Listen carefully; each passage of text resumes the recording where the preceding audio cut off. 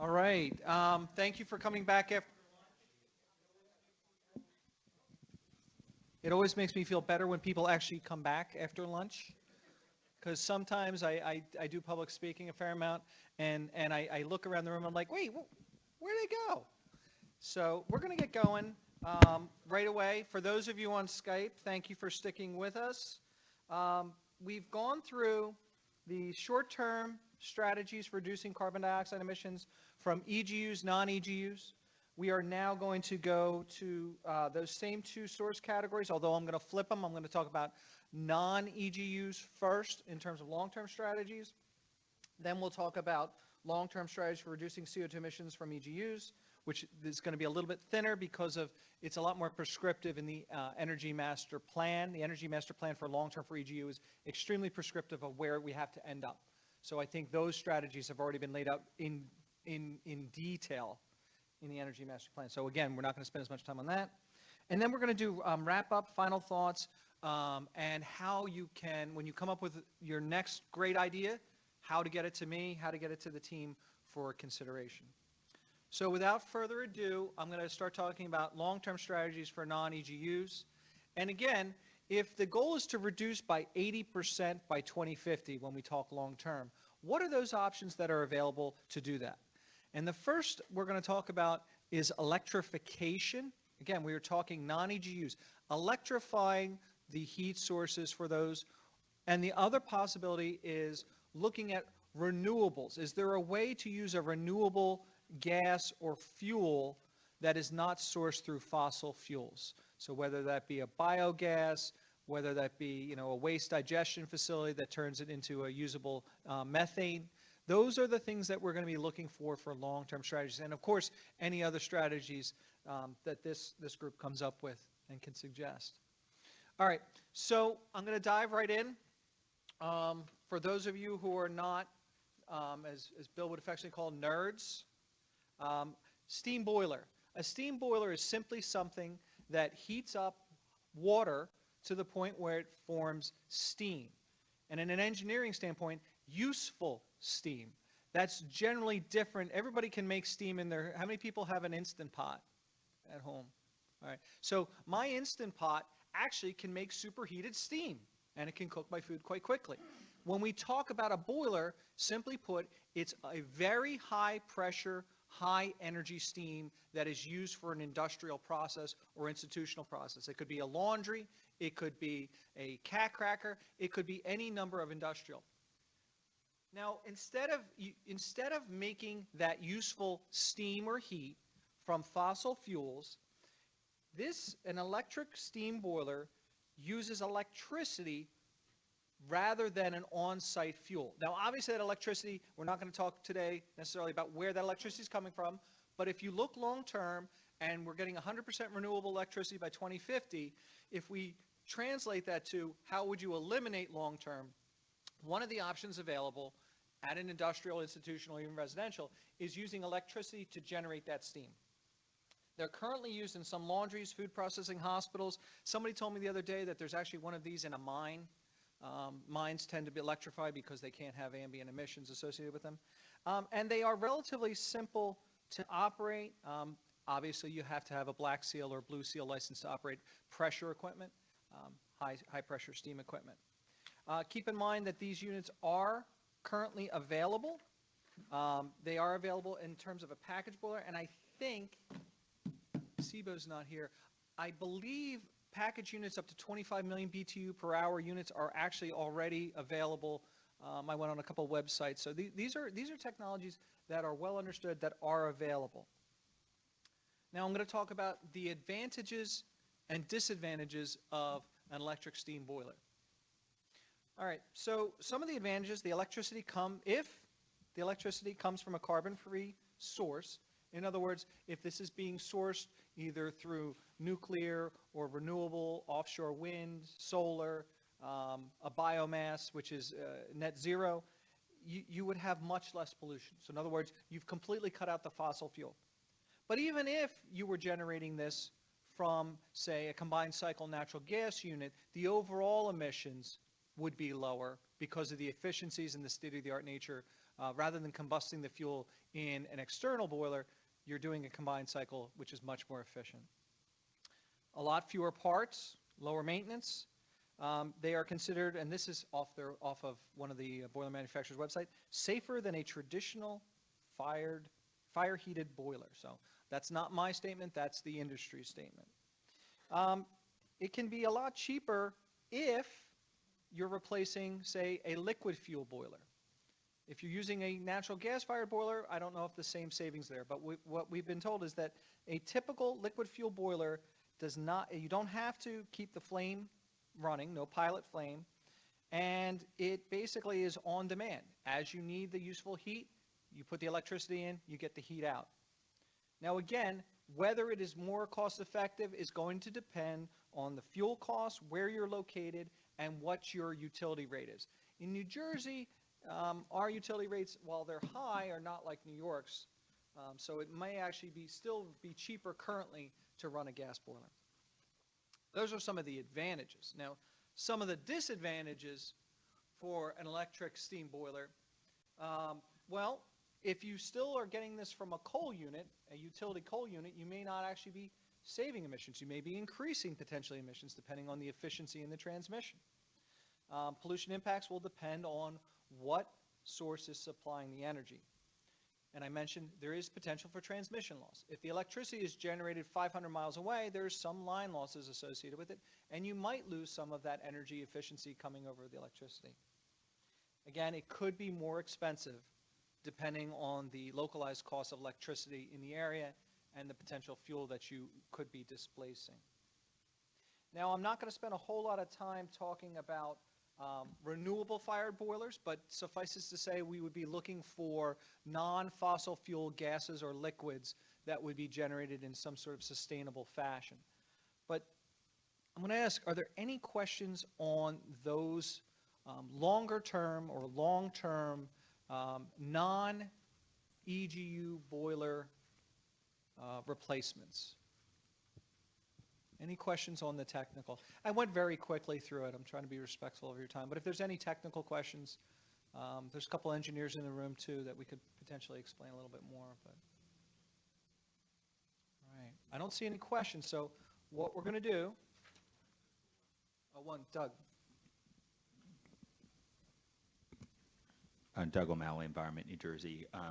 One just question on the tech, less on the tech and more.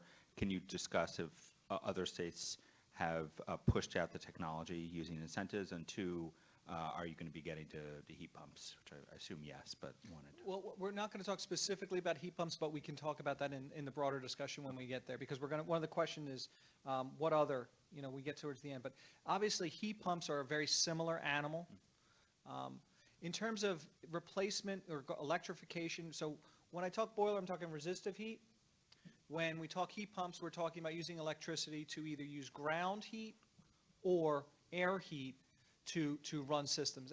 And they're fairly analogous in terms of if you have there actually is such a thing as a hybrid hot water heater, which is actually a combination of an air-sourced heat pump along with resistive heating that is very efficient, very low cost. So a lot of the measures that we're talking about are energy efficient, but it all depends on the source of the electricity. As far as incentive programs, there are lots of incentive programs in lots of different states to encourage the conversion. I believe most of those are at the residential level and maybe the small industrial.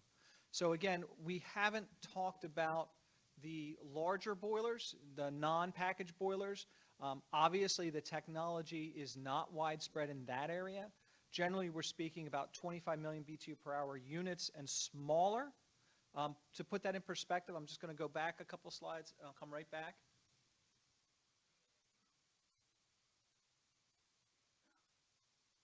Sorry, guys. All right. This is the slide I wanted to show you, and I think this is important for boilers. Boilers make up the vast majority of non-EGU sources in the state, combustion sources. There are quite a few engines. But if you look very carefully, if you go down in that size range below 20 million BTU per hour, which is where we're talking about the packaged boilers, you're talking a large percentage of the sources in New Jersey. We haven't talked about the larger ones, but the smaller sources, there are technical options. Again, short-term versus long-term replacement of these things, I think in terms of where we came down is when we did our research, we said, yeah, there's some technical solutions here. We didn't dive very deeply into the cost effectiveness, although I'm sure Tom's going to come back and give us some stuff. So we want to get into the discussion of all this. So I'm going to go back up. Sorry, guys. Close your eyes if it's disconcerting. All right, that's short term. There's your electric boiler. All right. Other content questions before we get to the framing questions? Brian Ray from New Jersey Student Sustainability Coalition. For the boilers that you're presenting here, do they meet the same technical capabilities, requirements, what have you, of large-scale boilers and, for instance, industrial buildings, old buildings, that are really powered by the use of heavier fuels in their boiler systems? The boilers that I'm talking about are package boilers that manufacturers have available. Custom-built boilers, or boilers that were built in place rather than being built in a factory and brought in, are really a different animal. The vast majority of useful heat that people are bringing in right now for these smaller units is package boilers. Nobody's constructing an on-site boiler or even a residential.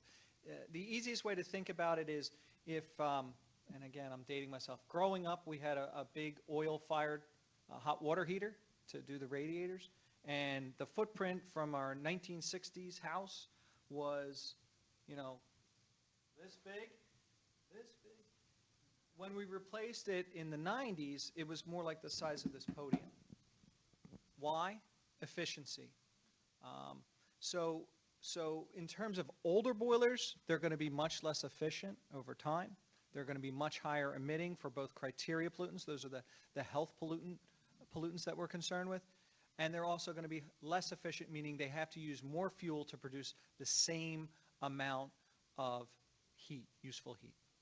So I'm just making sure that, Brian, I covered did that answer your question, or is there something else?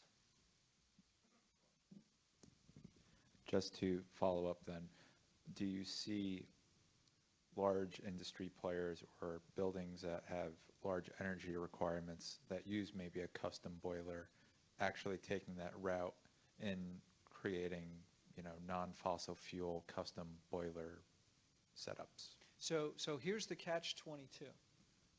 If they come in, I know I've seen projects that are coming in with fossil units because they require an air permit. I don't have, or the department doesn't have great data on these installations of the electric units because they're not required to obtain an air permit. So I don't have a great idea. We might be able to try to do some data searching to try to find out if the industry folks know about the installation of these. We do know that a lot of commercial laundries like these. They use these because it's instant hot water. It's high quality water, hot water. Again, it's a function of how much is spent up front to how much savings you get on the back end. So. Green light.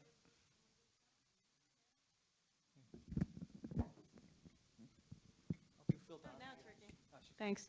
Elizabeth Stein, Environmental Defense Fund. I'm just wondering if you're able to speak to the expected useful life of these machines, because if their performance is going to depend on the grid power, their emissions performance is going to depend on the grid power, and the grid is changing over the life of the boiler. The critical question may be, how long do you expect them to stay in place once installed? With regard to what's the life cycle of these, again, it varies widely, and I'll just use an example. I mentioned before about the hybrid hot water heater, electric hot water heater. You have ranges of traditional hot water heaters that are electric. You can get a warranty for a 5-year unit. It's cheaper, it's less efficient. It'll probably die on you at 10 years. You can also spend double that amount and get a unit with a much longer warranty. So it's going to depend on the upfront cost as to the life cycle. You get what you pay for. So my understanding is if you invest in one of these units and properly maintain it, including pulling out electrodes and whatever else you have to, it can be fairly long life cycle. I don't know how it compares to a comparable fossil unit, though. That's actually what I mean. Yeah. I mean, what's the life cycle of the fossil boiler? If you're putting one in place Yeah, in 2020 and it's going to last you 30 years, right. then who cares how bad the emissions are right now for electric, if that's clearly your better environmental direction Longer term, than to sure, put your fossil. sure. I'm gonna, if it's okay, I'm gonna throw it to this group. We have a lot of industrial folks here. If anybody can field that question in terms of life cycle of an industrial boiler. I know a utility boiler, we generally go 30 to 50 years was the old number that we always used to use. But for an industrial boiler, I don't know if it's more or less. I don't know if anybody has an experience on that they could share. Rich, talking to the mic, and introduce yourself, Rich. Rich Bankowski, Rutgers. We have boilers that are over 50 years old. They last a long time if you keep repairing them.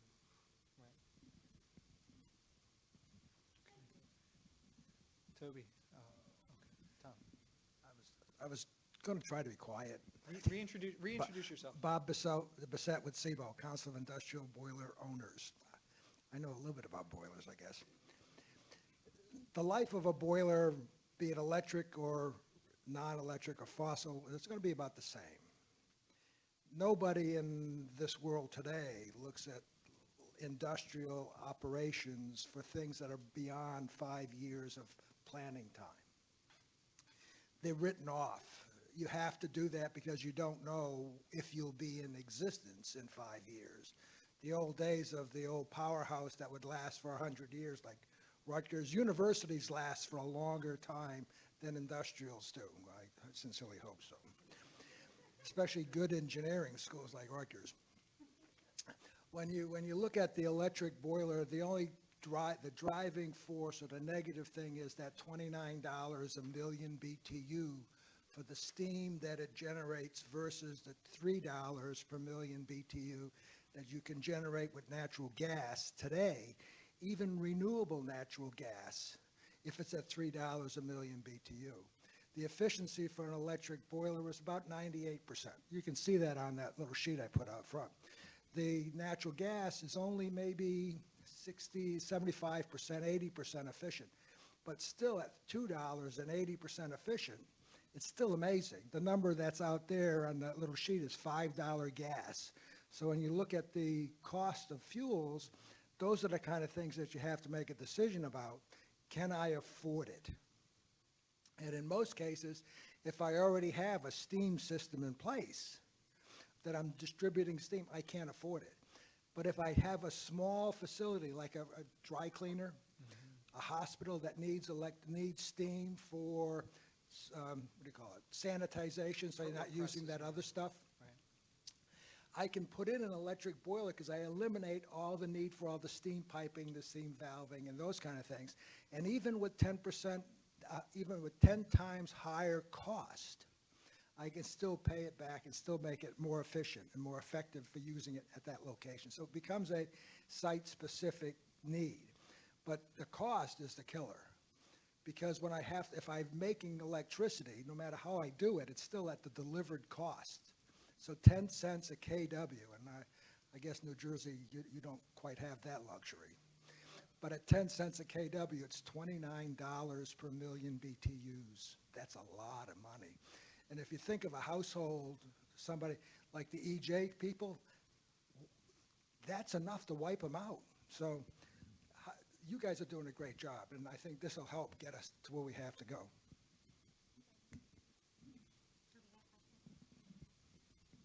A little different topic, but Frank, Toby Hanna from ERM, you know that, I know. But those who are Skyping don't, Right. so. For the rest. Maybe we can expand a little bit on the mechanisms that you have at your fingertips to create these conversions or mandate these conversions, you know, from the softer to the more forceful, whether we're talking about heat electrification generally. I guess it could be boilers, it could be heat pumps, but and is that on replacement only, or could it be on modification, or could it be for existing sources. Can you expand on that universe of options? So again, I'm going to do my frank thing, which is I'm going to say, do you have a suggestion how the department should transition to electric? Should we consider the replacement of existing, the implementation for the new, or the replacement upon modification of? So again, what I would say is these are all options on the table, Toby. So do you have a suggestion back to us how that would proceed? I'd like a little bit more out of you, but I will answer the easy, obvious answer is when it's cost effective. Right. You know, it needs to make sense economically. Right. The technology, I don't think is far from here, but the economics need to be. Right. And I think when we were doing our research to prepare for today, one of the things that surprised me was that the technology was so mature. And I asked the question, where are these being used? And I think, Tommy, I think you answered it. They're being used where it makes cost effective today, where it's cost effective today for new installations. I mean, from a building standpoint, if you're building a building today, you're probably going to consider things like ground source heat pumps to heat the building and cool the building. If you are trying to retrofit this, the cost goes up. I don't know how many people have looked into this personally, but for a ground sourced heat pump for new construction, it's actually very cost effective, mainly because you can build it into the mortgage of your home. But from a corporate governance sort of standpoint, I think a lot of, including New Jersey firms, a lot of firms are looking at, when they're doing new buildings, how do they do it the most efficiently? And that's going to be a question of capital investment versus operating cost over time. Bob Bissett with SIBO again. There's a couple technical problems that are associated with electric boilers, especially bigger ones that may be used in industry. You know how anybody that likes tea, you know, over the years, you look at the bottom of your teapot and you don't rinse it out every day, and you see all those little scaly things down there.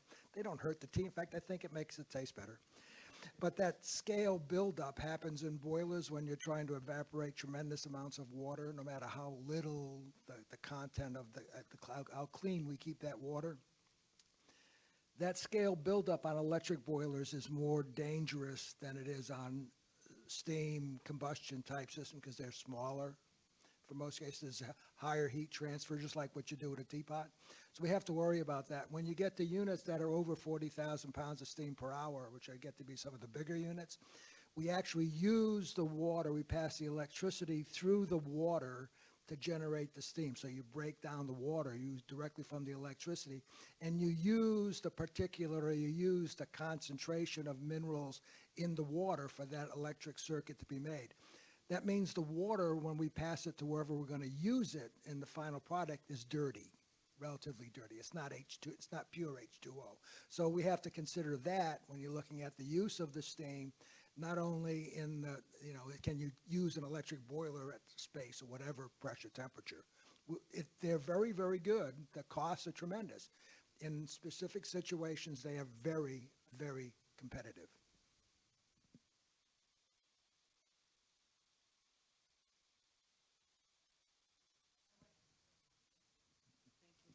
I don't remember the gentleman's name that from the trade group that represent Bob. So do they have, I'm curious about these electric boilers. On the larger end, do they do pre-treatment of the boiler water, or is there any chemical treatment, like, you know, like Betz chemicals or something like that prior to feeding the boiler feed pumps?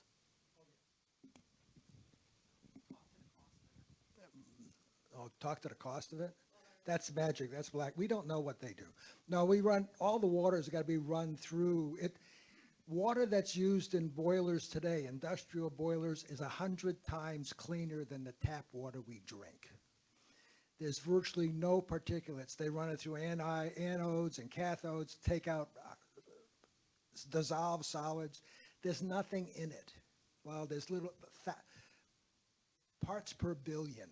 The kind of stuff we measure in air these days is in the water to run it through electricity. So any boiler water I would feel very happy drinking compared to drinking anybody's tap water. On the other hand, boiler water is a lot hotter.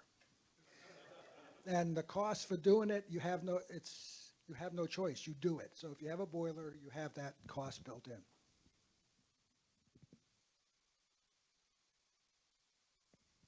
Someone else had their hand up here. No? Bill O'Sullivan, retired regulator. A thought on this. I think you have appropriately included this electric boiler option in long term. I don't think we're ready to require that at this time. My thought is that when it's required, if it's required, it should focus on replacement units, but we're not ready now. And the reason we're not ready is we still have that leakage issue of electricity coming into New Jersey from PJM, particularly Pennsylvania and Ohio, where there's lots of coal. So the electricity really in New Jersey is quite clean, but the electricity that we're using in New Jersey is considerably dirtier because we get a considerable amount of it from out of state. And so we got to ensure that the electricity is clean before we have a requirement to mandate electric boilers. Right. Good point. Keep in mind that if you look at the energy master plan in this sector, it is largely electrification when you get out towards 2050. So that is a longer term strategy.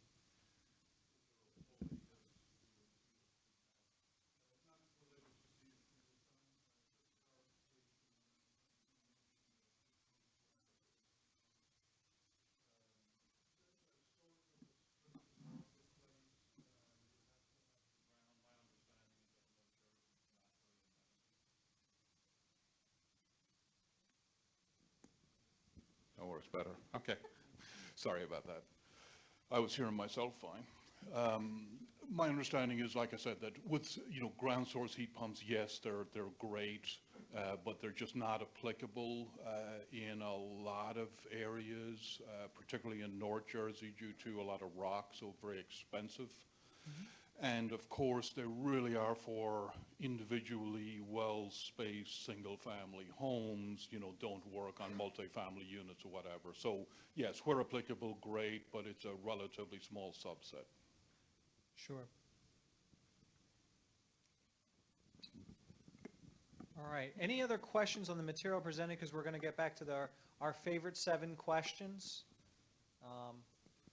Our 7 questions, this is the 3rd time you've seen them. So in that context, and we're looking for you to comment on one of these items. And keep in mind, we have these questions on electrification, but also replacement fuel types. So if we're using renewable fuels with near zero or net zero carbon content. So that's what we're looking for everybody to respond to. Christine? Right up here, Christine.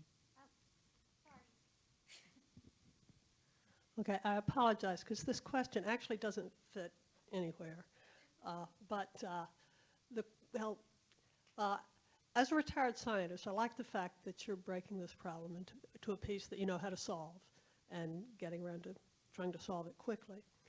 But I am concerned, it's important to break problems down, but you have to break them down in a reasonable way.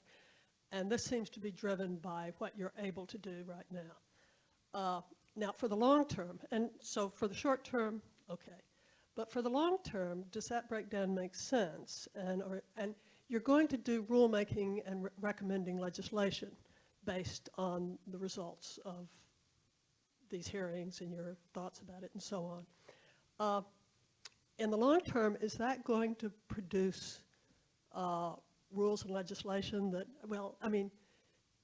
there's a good chance because you're not considering, for example, methane, and you're not considering highly warming gases. Transportation, and sure. Yeah. So there are a bunch of things that are not included in this. So the rules and legislation are going to be somewhat piecemeal.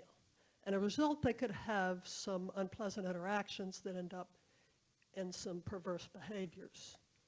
And so for the long term, wouldn't it be better to be considering a wider, to widen the scope of this? So we're not excluding highly warming gases, methane, black carbon. What we're doing with the immediate rulemaking we're doing is this rulemaking is looking at carbon dioxide emissions. This summer, the strategies for those other pollutants will be part of the Global Warming Response Act 2050 report, and rulemaking and legislation can follow that. This is the, we're not, this rulemaking may exclude pollutants other than carbon dioxide and may exclude sources other than stationary sources. But that does not mean the department is excluding them from future rulemaking. As I mentioned before, this is the very first of the rulemakings that we're trying to move out. So in terms of you're asked to consider all of these things and their potential interactions with each other. The department is considering those and will consider those as we go forward with strategic rulemaking.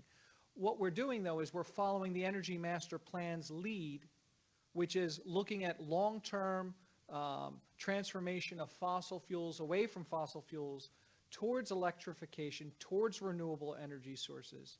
And this is just the first step for it. So it's not that we're saying we're not going to do this. We're just not doing some of these things right now.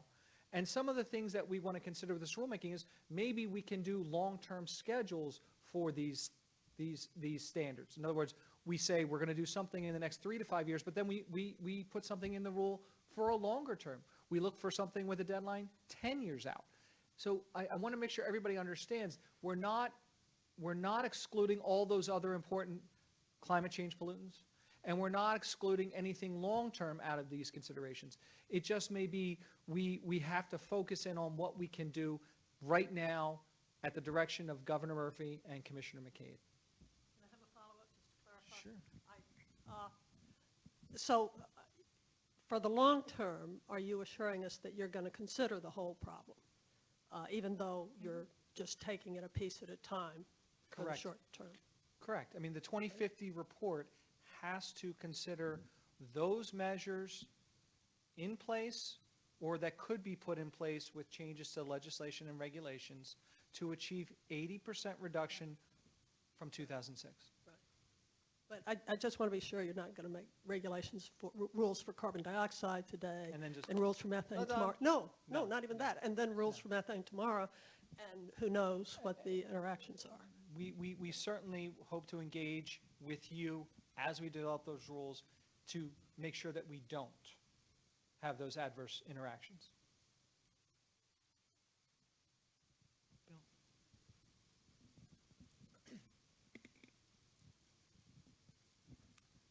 Bill O'Sullivan, retired regulator. I didn't realize I'd have so much fun today on a regulation of the non-EGOs, the smaller units. Frank, you did a good job explaining generally the difference between emissions trading and performance standards before. And I don't think it's a choice of one or the other. You really need them both. But when you talk about small units, there's two good reasons why you wouldn't want to go emissions trading. One, it's too complicated. I mean, the utilities have very sophisticated people involved with trading and money, and that's their job. The small guys don't, and they can't really, it's hard to work the market. Two, trading doesn't address environmental justice, doesn't address protection of local public health, no matter where it is. So you need to really be focused on, and where are the risks on local public health? It's not with the utilities. They've all been modeled. They got high stacks. They don't have high local impacts. It's the little units in the communities. So this is where you really want to have, when eventually you get around to regulating it, performance standards and perhaps efficiency standards. Second thing is gas, oil, number 2 oil, they're both clean now. We did the sulfur and fuel rule on the oil. In number 2 oil, our home heating oil is essentially as clean as gas. So we don't, it's not really a choice of one or the other there, but it depends on the boiler. If you got a really old unit, then you could have high local emissions and poor efficiency. So that, on this non-EGU, I think that's where the department should focus its efforts for the existing units, is on the older units, the inefficient units, and those that perhaps have poor combustion and are emitting either formaldehyde for the gas or particulate organic matter for the oil. And Bill, I think I generally agree with you, although what I would say is that fuel oil does contribute, combustion fuel oil does contribute to black carbon. And that's the main difference I draw between the two.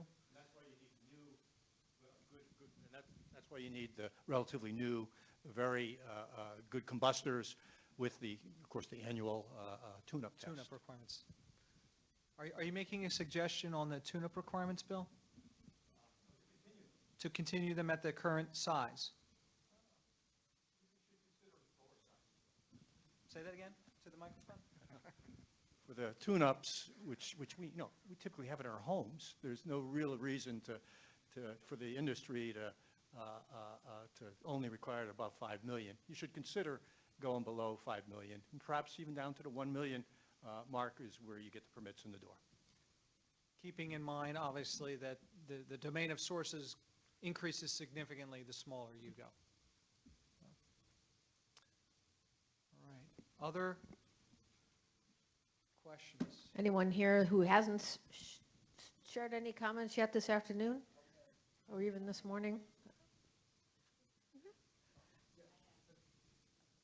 Okay, you go first and then we'll come back here. Are we talking about those questions? Yes, sir. Bob Bissett, SEBO. In the future, long-term future, however long is these days, there should never be anybody who's generating thermal energy that doesn't generate electricity at the same time, combined heat and power. So when you talk replacement units, there should be benefits somehow to encourage the use of combined heat and power. I'm going to get in trouble now. One of the resistances that we have always had with combined heat and power is it takes more energy than what you started with to do it, although we're much more efficient. When we come to the States, we get a little bit above these PSD numbers, and this thing called NSR drives us absolutely crazy because it takes a project that would maybe be $100,000 and turns it into $2 million, and the company says, we're not going there. So however we work through the ability to increase energy efficiency without getting penalized on the backside for doing a good job has got to be something we can all work together to find out. And it usually becomes, when we get down to the last minute, it's the stumbling block between many of us in this room for projects moving forward. I don't know, and I think Bill and I go back to the original days of NSR discussions, so we understand, and it's, but combined heat and power with any thermal generation to maximize efficiency is something that you should be going to. Electric boilers, that someday we'll get there, but we're not. Even 20 years, it's going to be like gasification. 20 years it'll be cost effective.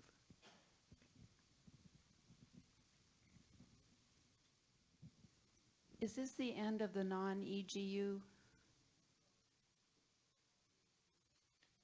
Can't hear her yet.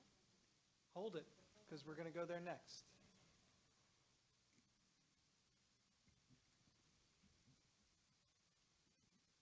Me next? Brian. Brian from New Jersey Student Sustainability Coalition once again. For me, one of the disadvantages I see to implementation of a new boiler system or any renewable energy production source for non-EGUs is job displacement for people who have often depended on, maintenance of said products, and how does the DEP approach training folks or putting them in touch with proper programming for which to, incur a lucrative career. And in EJ communities where that's often, a strong suit for mechanics, repairmen, what have you, you're losing a lot of business. Tangential to that, how do then, the communities receiving these benefits not incur costs associated with having all these new implementations encouraged or implemented on their own. So if the DEP could advise to financial literacy in these respects, as well as be an advocate for, EJ communities so that the cost is not imparted onto the consumers as well, that'd be important. So Brian, you've been here for a couple hours, so if you know where I'm going to go with this, can you restate that back to me in terms of something that you want to suggest that the department engage in? Rather than asking as a question, can you state that back to me as a positive? The DEP should provide residents of EJ communities or those, whereas these upgrades may be too cost intensive, advisement as to programming or incentives out there for making these upgrades, as well as any other relevant info regarding job trainings for those displaced by these implementations and these improvements. Thank you. Gerald Foley, DOE CHP TAP again on CHP. So two issues here, I think, just in terms of the long-term, non-EGU discussion. It should be recognized that combined heat and power, which is often associated as a natural gas-driven technology these days, is really fuel neutral. This started at life 100 years ago as a coal-driven, has moved, morphed. Certainly plenty of examples of biomass and biofuel, and we would anticipate those increasing. And as I mentioned earlier on, there are real developments, actual test sites using hydrogen as a fuel. And certainly there are issues relating to hydrogen, particularly delivery, not generation of hydrogen, but delivery of hydrogen. But certainly a practical non-carbon for the future. So I want to keep CHP in the long-term discussion. And a little bit on that point that Bob raised on the short-term discussion, and it kind of reminded me, yes, he's correct. You can trigger Title V by doing the right thing, and you get slapped very hard, and it's enough to not do energy efficiency.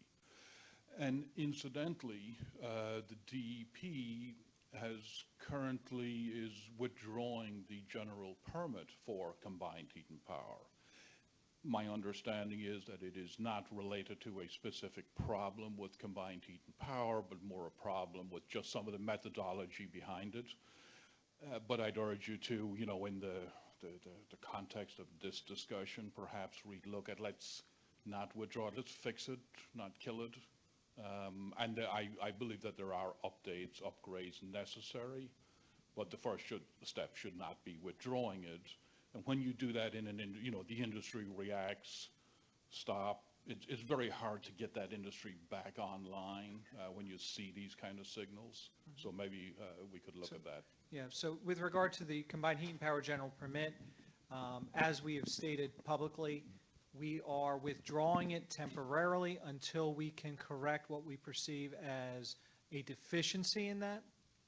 And the eventual plan is to reissue it to continue to encourage those combined heat and power systems. But if I could explain why it was withdrawn in the first place. The department recently revised its reporting threshold for evaluation of hazardous air pollutants. The permit that was in existence would have had, or does currently have, emissions above those reporting thresholds, and those pollutants previously below reporting threshold have not been evaluated for public health impacts.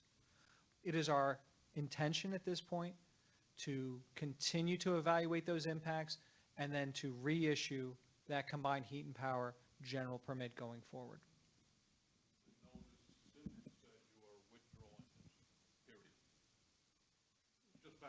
We've had public engagement sessions similar to this, where we have explained why we're doing it, and we will continue. And I think it is explained in there that it may not explicitly say, because my attorneys have advised me against promising I'm going to go back out with it, but we have every intention of doing so. But thank you for making that point. Hi, Hannah Thone, BPU.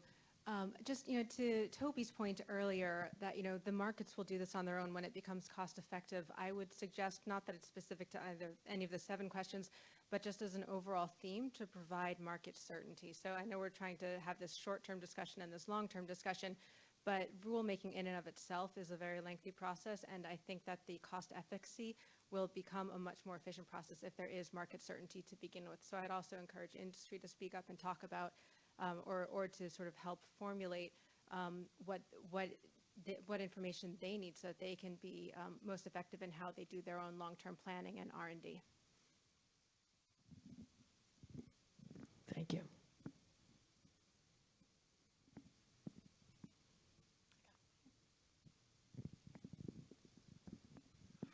Klaus Rittenbach, Climate Action New Jersey. This is a question. I really don't have an answer to this. You were talking before about perverse behaviors.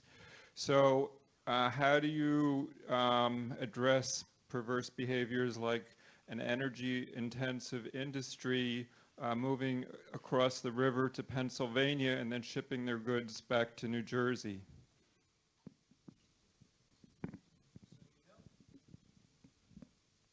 Can you guess how I'm going to turn that around and ask you to restate that to me? So are you suggesting that the department consider how it can avoid basically the outsourcing of industrial source operations if it pursues a long-term strategy that defossilizes the industrial, residential, and commercial institutional units in the state? Okay. Thank you. Nice job, Frank. I don't know. I think they picked me for this job for some reason. I don't know. Other comments? Or any other comments or in response to these questions for this strategy? All right, Going twice. I'm going to tell you, we are closing in. We just did the penultimate category. We're going to go to the next one. The next one is going to be a lot more open-ended, because we're not going to spend a lot of time, as the Energy Master Plan spent almost all of this, or most of this time, discussing how the long-term strategies for EGUs, these are extremely well-defined strategies in the Energy Master Plan. So I encourage you, if you have not had the opportunity, look at the Energy Master Plan for electric generating units long-term. We are looking out, this is 10, 15, 30 years out. And there's a fundamental question that we all would like to hear from you. How do the electric generating units in New Jersey transition to a renewable portfolio?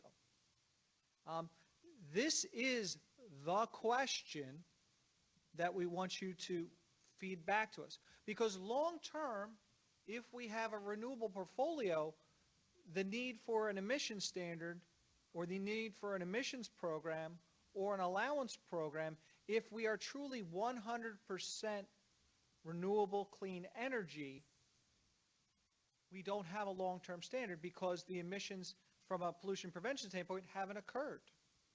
So the question that I'm asking everybody, and this is, we're going right to the question and answer session, unless anybody has a question about the EMP, and Hannah and I will do our best to just answer every single question about the EMP, because it's not that long a document. Sarcasm. All right. So let's get right into it. I know Ray has his hand up, but how does New Jersey transition to a renewable portfolio? Open-ended. Just as a matter of Ray Cantor, NJBIA, just as a matter of clarification, and Hannah can correct me if I'm wrong, the EMP does not call for a 100% renewable portfolio. It calls for 100% clean energy portfolio, which is carbon neutral. So it's not renewable, and those words have been argued about substantially. So I'm just trying to be clear. Yes, that is correct. It is 100% carbon neutral, not 100% renewable. There is, I think, a recognition that we would want to be as renewable as we can, but you are going to need some sort of firm balancing for those low renewable days. So it does have some amount of flexibility to provide that balancing power. I'm sorry? And nuclear as well. Yes. Any other questions to this open question? Bill has a question. Two thoughts. Bill O'Sullivan, retired regulator. One is, if you look to the future, we're going to have greater need for the peakers and hopefully lesser need for the base load and intermediate load units.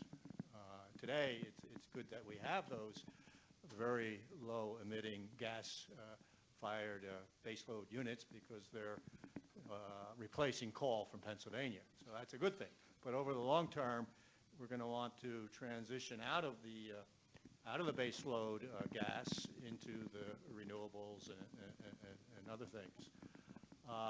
So my thought is that if you get a new permit in front of you for a base load or intermediate load unit, you should consider a requirement that the unit be capable of peaking, so that the natural transition for that new investment, initially perhaps intermediate load, but ultimately 20 years from now, 15 years from now, however fast we go with the renewables, it can and does transition into more of a peaking kind of thing.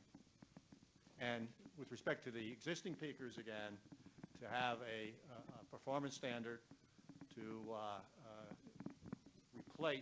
require the replacement over the long term of those peakers that aren't the best efficiency available, as you showed with the diagram earlier. Thanks, Bill.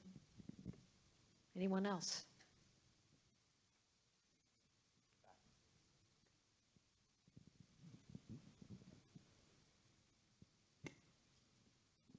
So, Dave Pringle, Empower New Jersey. We fundamentally reject the premise that you need to have peakers in 30 years from now. That assumes we're not going to have enough storage and makes so many other assumptions that I don't understand why you would assume one thing and not the other. We are strong opponents of the Energy Master Plan's definition of carbon neutral.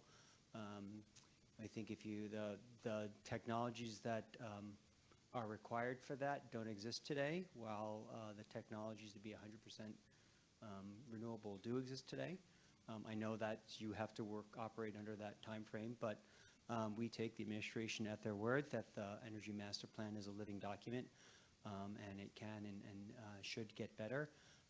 It's shocking that it omits and even the governor's executive order acknowledges IPCC's work, but doesn't even acknowledge that the scientists say we need to be doing 45% by 2030.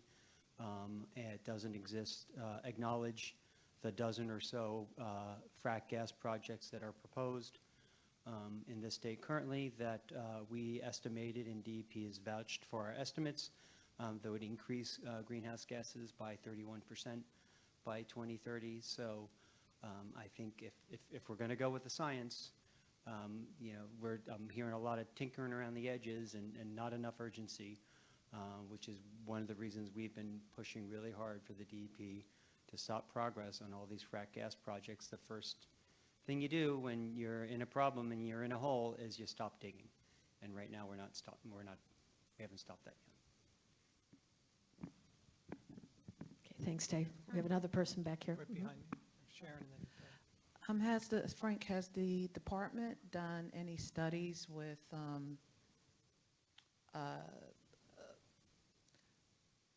the regulated community about the grid and the feasibility of what Jeff was just saying? Dave, I'm sorry, Pringle. I'm sorry. I know you're not Jeff. Dave's hair is darker. Dave's hair is way darker. Okay, but has the department worked with the regulated community on the technical details of the grid and the feasibility of what Dave just said? Because there are some things that need to be considered. There's generation, and then there's transmission and distribution, and we got to take a firm look at those and be realistic about what it is that we can and cannot do. So since Hannah is here, I'm not going to ask Hannah to answer. I'm going to ask Sharon. Can you restate that for Hannah and me, what you're asking of the BPU and the department? Hannah and Frank, I'm asking that you perhaps commission a study about where we can go with our current technical prowess with regard to transmission and distribution, and how, obviously, we all want to go to a carbon neutral situation, but right, sorry? Okay. Okay, so we want to improve our climate situation, we all do. But we need to be realistic about what we can and cannot do. So we need to have the experts look at that and where we're headed technologically. Can we have battery storage in lieu of a peaker? I don't think so, but maybe I'm wrong. I'm not a subject matter expert on that. So I'm hoping that the department will take a deep dive into that and maybe perhaps work with NERC on that, because it's definitely related. Okay, thank you. We'll have Doug go up front after that. Okay, hold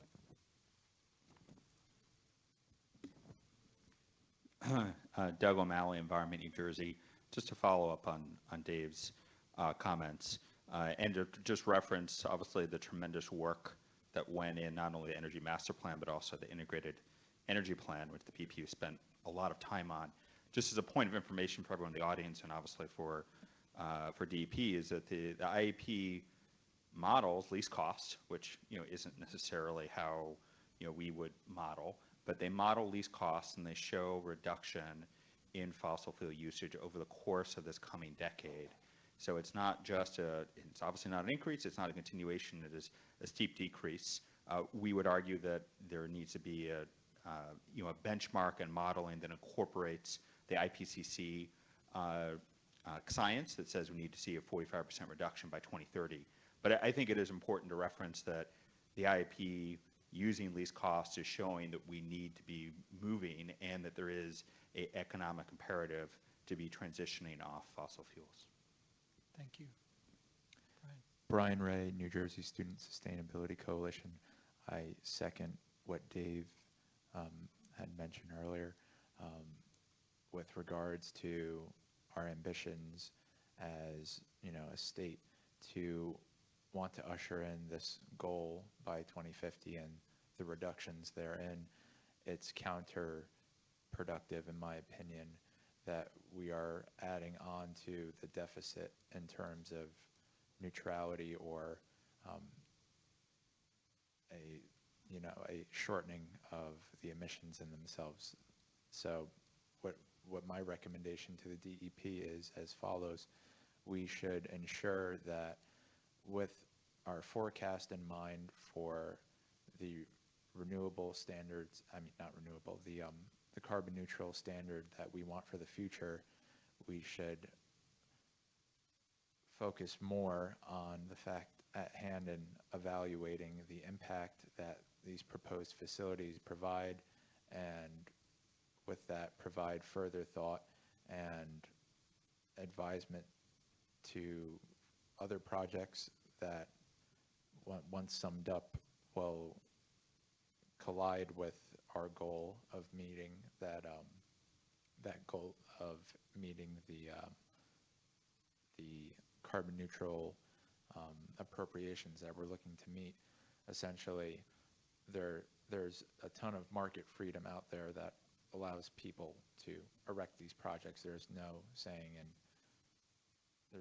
that you can't tell someone not to do something, but it's the advisement of myself to the DEP that they should be more stringent in realizing the outcome that these potential projects have, and should more constructively limit the potential for expansion, at least in a more timely manner, or consider the significance of impact that these projects would actually create for communities at large, public health wise, and our career path, our path for this goal along the life of its projection.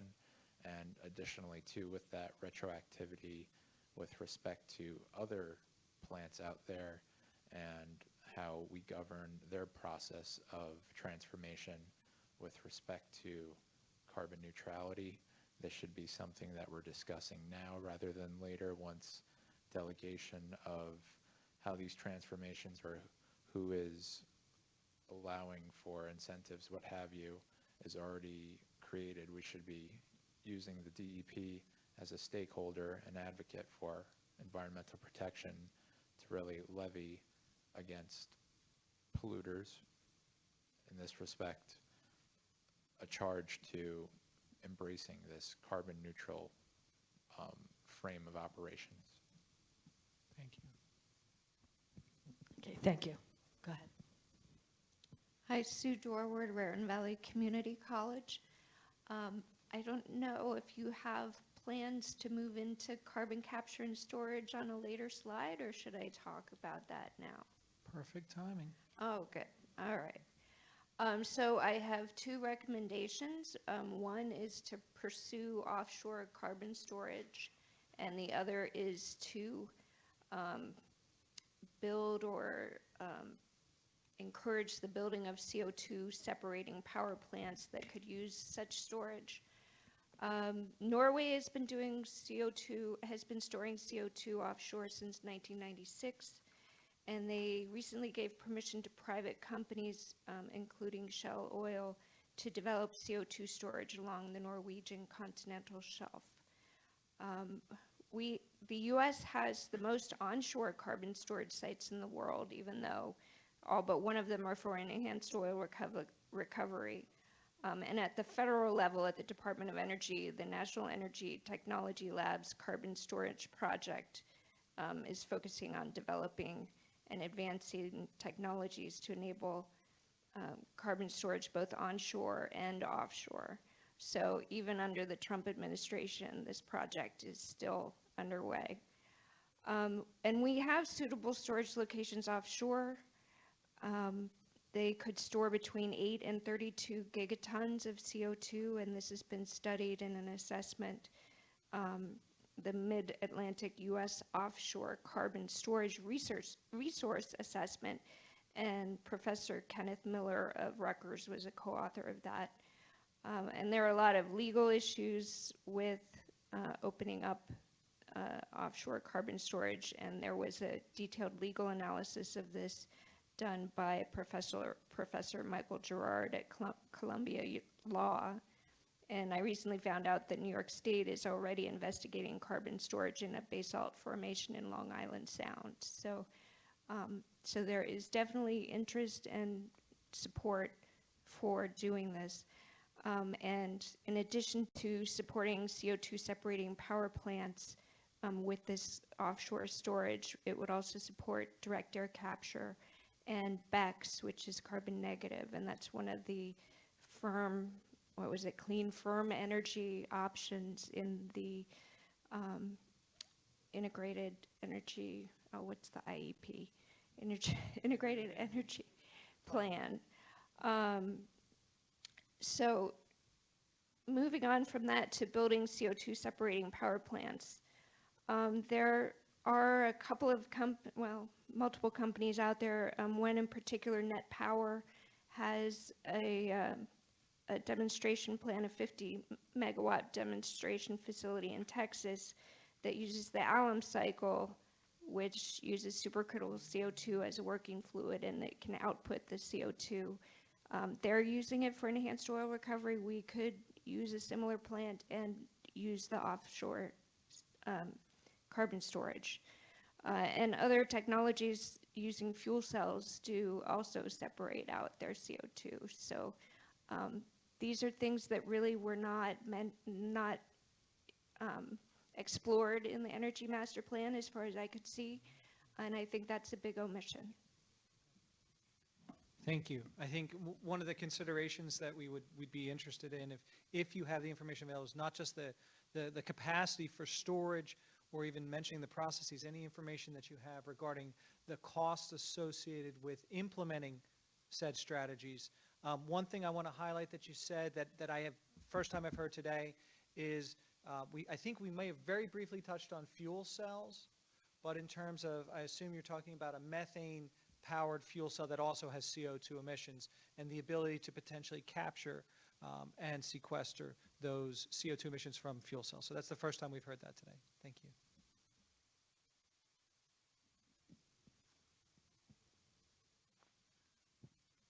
Anyone else? Guys, I should make everybody just stand up for a second and take a breath, because I think we're all getting, but. Okay.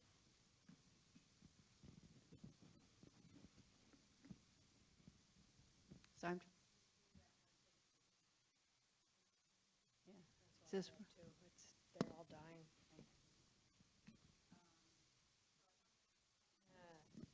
How about mine? okay, is this working? This is working, okay. How do EGUs transition to a cleaner portfolio?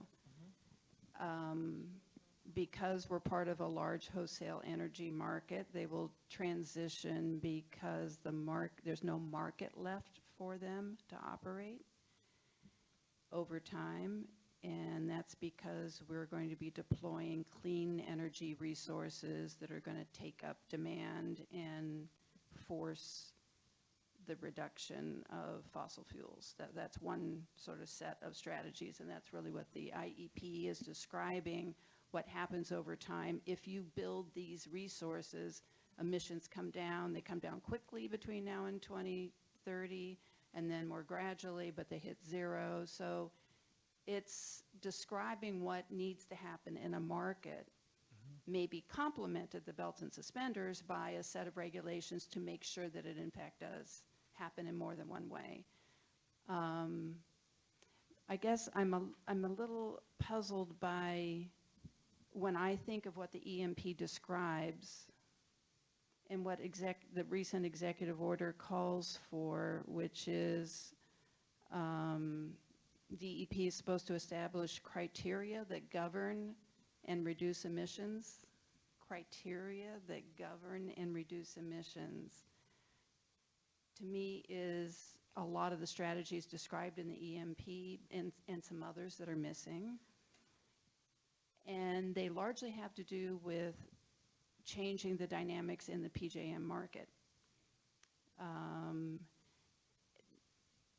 And then we kind of jump here and we're talking about regulating individual units. So there are two different universes of ways of thinking about it. So I understand that there may be a role for tweaking here through regulations of direct assets, but the real transformation that's going to happen is going to happen in the marketplace. So I think the IEP identified a set of resources that need to be deployed in a general broad sense: solar, wind, short-term flexibility, longer-term clean, firm resources. So we know that getting those deployed is going to help transform the PJM market. There's a missing step there, that to really identify the need for flexible resources, you need to take another step, which is using a power sector model, a much more detailed PJM-like look at the deployment of offshore wind and solar within New Jersey, and it will tell you in a more granular way the exact types of storage and flexible resources that will be needed by size, by type, by location. There's that missing piece. We need to know that. And then that drives the deployment strategies of BPU. So there's a process here that will have which is going to be the engine that drives this. Around the margins, are there some regulations? So maybe. I'm going to So a respond to comment. your Yeah. statement and questions with the next slide. Yeah. Okay. So what you've transitioned into is those areas of regulation that may be beyond what we currently or how we have regulated historically under the Department of Environmental Protection. We regulate sources of air pollution, and we regulate the standards of which sources reduce air pollution. We do not historically regulate markets. We're not a market regulator.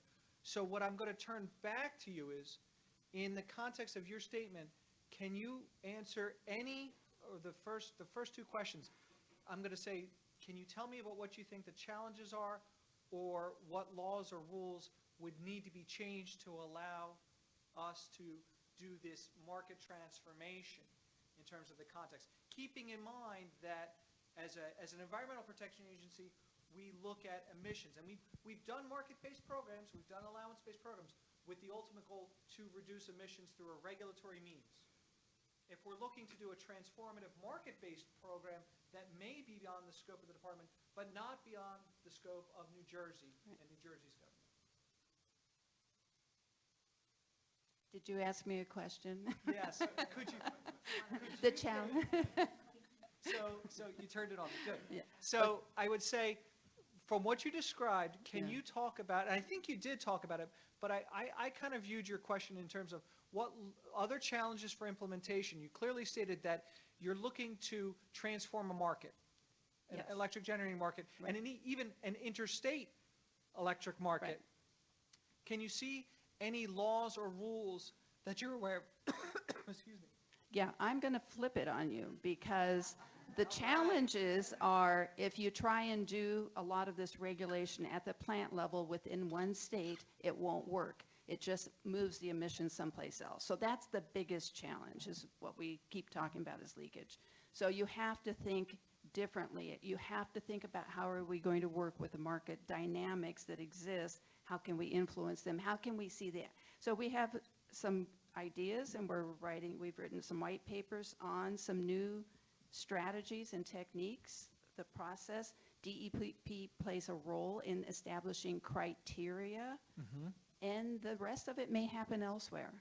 Okay. Under existing authority, but probably not DEP authority. And it doesn't mean that the suspenders don't belong in DEP. Right. To go ahead and make sure that under future administrations, the right deployment strategies continue to happen, because if they don't, you're going to, and it also answers Hannah's important point that the DEP role about setting a timeline to reduce emissions, perhaps with an allowance-based system, gives some certainty and clarity to industry, to business, so that they know emissions are going to be reduced whether you like it or not. We're trying to do it in a proactive way by influencing PJM wholesale market forces, knowing that actually if that works, these regulations will have no bite to them at all, because the emissions, the market is going to disappear out from underneath the fossil fuel generators. They just won't, they won't have,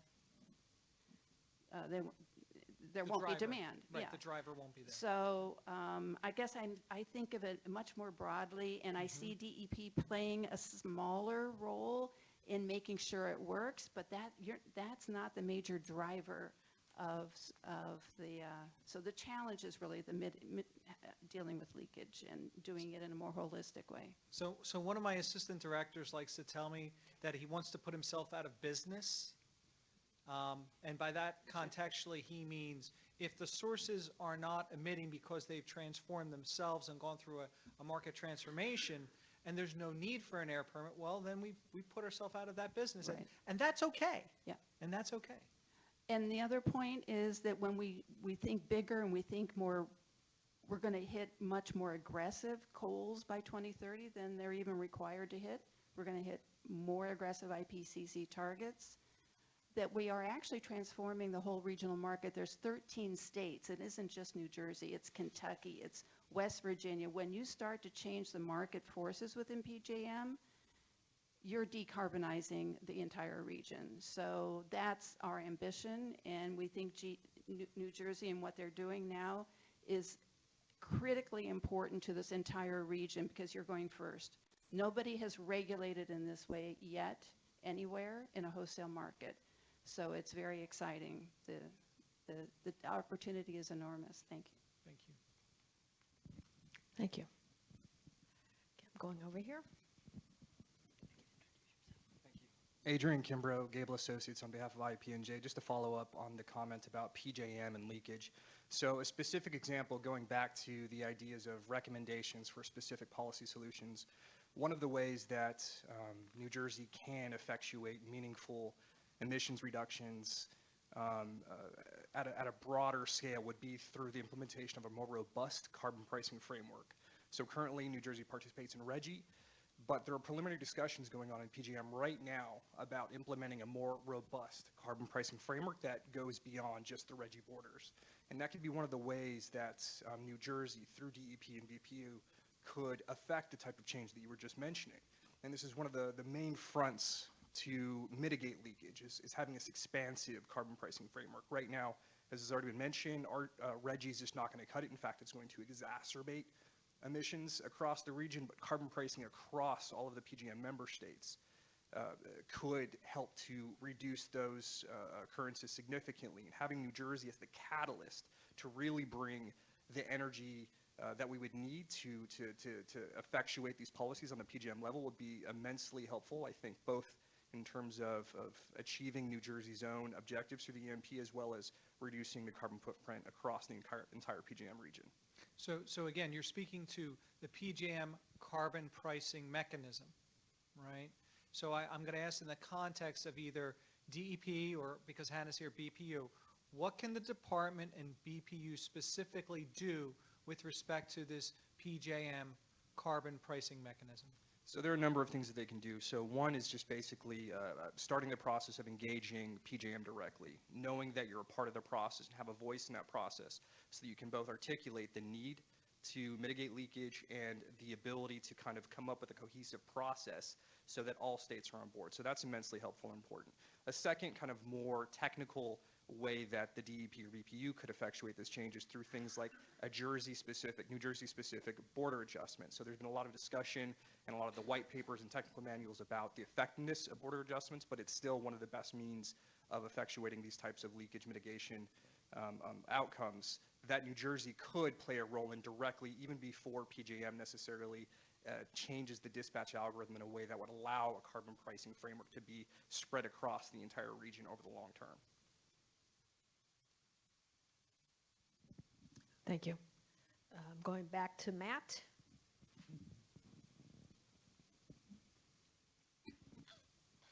I wasn't sure I was going to say anything, but I guess you read my mind. Or you've known me too many years. Okay, since we're thinking big here, which I must say is tremendous, many years at DEP, it didn't happen a whole lot. So this is great and gets to kind of what I was going to say.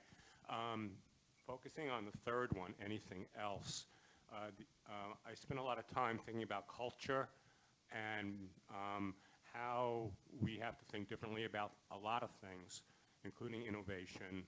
And I think as you guys, Tanya and yourself, have done today, we need to be free to discuss new possibilities that are, as someone said earlier, not business as usual. So the atmosphere that you've maintained today is absolutely essential in the day-to-day what DEP does, and the staff has to feel that, and I often did not when I was here.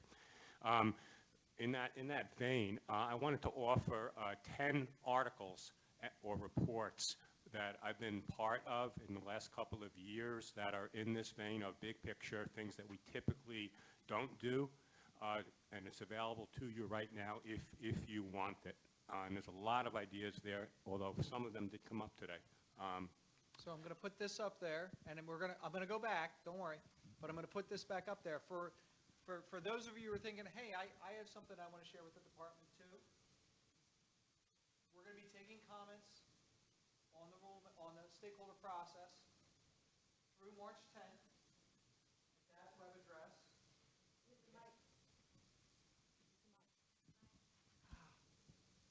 I walk around too much. So this slide is the penultimate slide that talks about how you can communicate additional comments to us through March 10th for additional comments or technical support information. So that's NJDEP-BAQP. By the way, that's used to be Bureau of Air Quality Planning. At dep.nj.gov, and in your subject line use the words reducing carbon emissions in New Jersey. So please give some more thoughtful consideration to things, suggestions, ideas, things you like things you don't like, things you really, really don't like, and send that to us by March 10th. Comments? Let me just finish off. If anyone Okay. else is interested in any of these 10 articles that I've been part of, or reports that my class did, just Google me at Mapolsky and carbon, greenhouse gases, or green economy. So we promised to step back, but Ray, do you have a comment on this slide? I have a comment on the process, on the slide you, since I'm here. Absolutely. Two quick things. One, it would be nice, I know DEP has not necessarily done this in the past, but it's nice that you're receiving everyone's comments, but it'd be really nice if you were able to post everyone's comments so we all could read what is being submitted and have the benefit of that information. Pennsylvania does it very well. All their comments are all published online. And then the other question is, will there be further stakeholder meetings before DEP comes out with a proposal? So two things. One, I'm going to ask, as we receive those submissions, obviously, everything that happens today is part of the public record and will be available to Skype. What I'm going to ask is if all those materials we receive as part of this by March 10th can also be posted with the stakeholder website. And your last question was on schedule? Will there be another stakeholder meeting before DEP proposes a rule? Let me turn that on you, Ray. There should be another stakeholder meeting before DEP. Thank you for that comment, Ray. There should be another stakeholder meeting, at least one, before DEP proposes any rules. Generally speaking, we do before, we haven't even launched this rule. So generally speaking, there is the potential for another stakeholder meeting on this rule.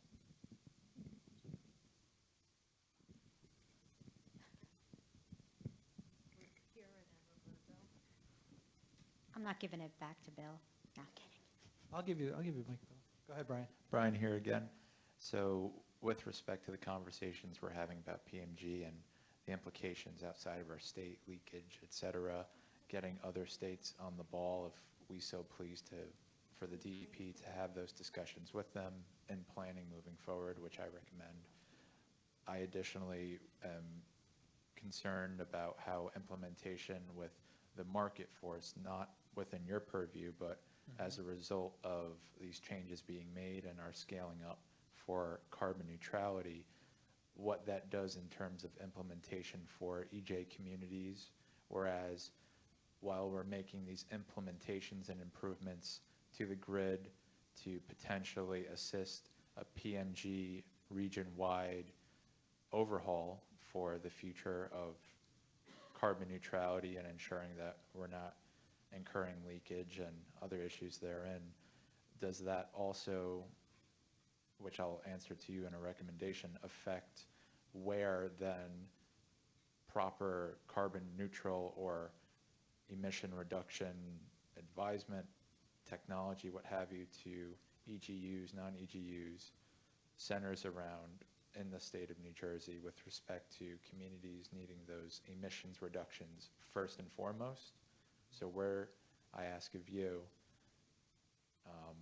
in the prioritization amongst your research, are you able to determine those idiosyncrasies are resolved, and therefore, once you've made that determination, please do plan and advocate so that amongst all these moving changes and pieces, people suffering most are getting the help first?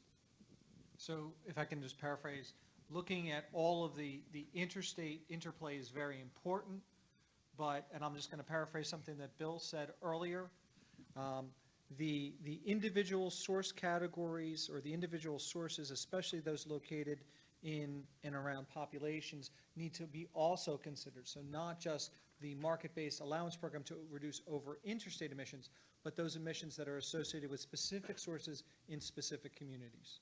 And you're asking for the department, again, I'll use the belts and suspenders approach. It's not one, it's not the other, it's both, is what you're saying, Brian. Yes, I believe that transition working regionally will influence there then what upgrades across the grid, being that one feeds into another with the electricity we're intaking state per state. with all that said, with all these implementations and improvements being made, we want to make sure that if a certain area not incurring environmental justice issues does need upgrades, all the funding of which to do so, to appropriate, does not drain or cancel out any needed or timely other implementations in EJ communities as well. And that's something I please recommend that you take action on to ensure that EJ communities are prioritized in that vein. Bill? This is kind of a wrap-up comment, and my thought is that the department needs to solve the two leakage problems. One is the leakage of New Jersey electricity to coal burning units in PJM, which there was some good discussion of earlier. That needs to be fixed in order to make RGGI effective. Right now, we might be going backwards with CO2 increases in PJM because of RGGI in New Jersey. So we don't want to expand a market-based system without fixing that kind of leakage. The second kind of leakage is leaking methane, and that's come up quite a bit today. We need to fix those leaks, and I know the SCNG and other utilities have programs underway. I see the advertisements on TV of fixing the big leaks. I think the goal should be no leaks. You know, that's a tough goal. Maybe it never be achieved, but there should be regulatory schedules to ratchet down on the leakage of methane from gas pipeline distribution, particularly in our cities, for a lot of good reasons, greenhouse gases being one of them. Thank you. Any other comments on these three big long-term questions, open questions?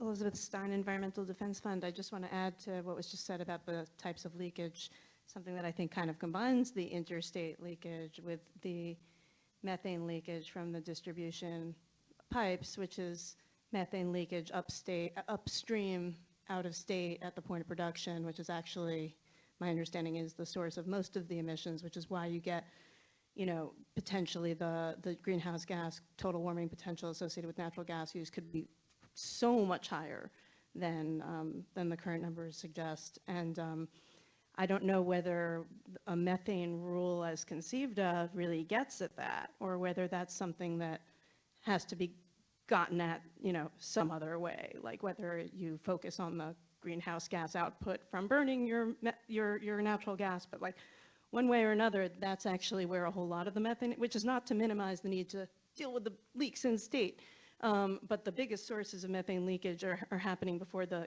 gas even gets to New Jersey and involve non-New Jersey jurisdictional entities, and have massive implications for how polluting the burning of natural gas in New Jersey in effect is, even though that's happening somewhere else. So that's just one observation. And the other thing also relating to natural gas and the methane piece is just in general, this just goes to the challenges to implementation.